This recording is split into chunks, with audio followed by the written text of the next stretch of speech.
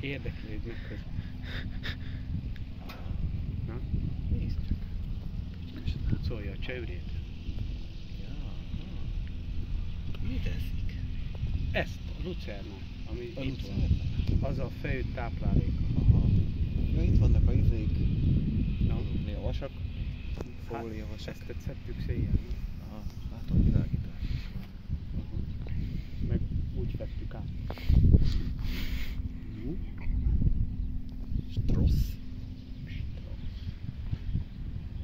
120 kg. Akkor muszáj neki két kerítést csinálni, hogy mert ha valaki Igen. oda bejut, akkor már tud vele érintkezni. Külön legyenek, mert az a rész megint ott külön lesz nekik. Ja igen, aha. Ő mennyit alfa ment oda is? Dolgozott vele. Dolgozott. Mi van odaírva? Magánterület, idegeneknek belépni tilos. No.